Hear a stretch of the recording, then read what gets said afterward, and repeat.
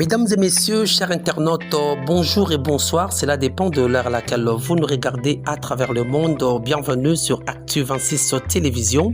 Nous vous proposons une analyse approfondie d'un drame tragique qui aurait coûté la vie à un entrepreneur congolais, M. Vali Amissi, dans un hôtel de la capitale à Kinshasa.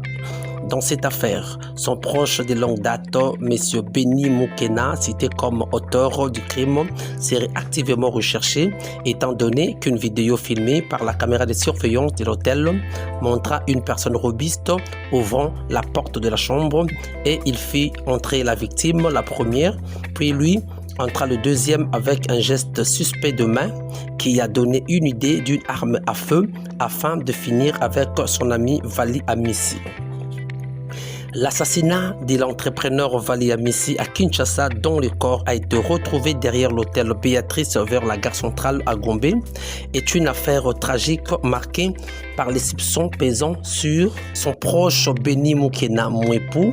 Les enquêtes préliminaires s'appuyant sur les vidéos des caméras de surveillance contredisent la défense du suspect, pointant vers un mobile lié à un différend professionnel ou une jalousie criminelle.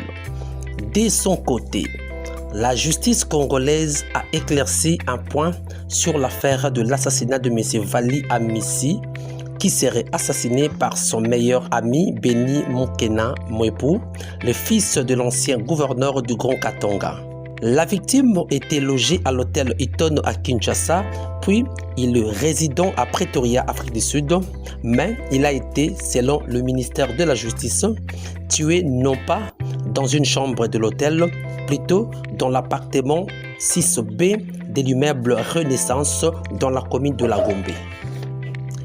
Des images des vidéos de surveillance montrant le suspect dans l'ascenseur avec la victime ont fragilisé la ligne de défense de l'auteur présumé qui niait toute implication et le corps de Vali a été découvert avec des traces de violence par balles, poignardées, bouche scotchée. Au-delà d'un crime passionnel ou amical, les informations suggèrent des enjeux financiers, notamment des histoires de passation de marché et de rétrocommission. Vali Amissi, un jeune entrepreneur dynamique, aussi vice-président du club Nouvelle Vie Bomoko FC, aurait gagné un marché de travaux de réhabilitation du stade de Martyr à plus ou moins 15 millions de dollars, ce qui créerait une certaine jalousie chez ses proches collaborateurs. Par ailleurs, certains analystes pensent qu'il ne faut pas réduire l'assassinat de Vali Amissi à une simple jalousie d'un ami contre un autre qui aurait réussi.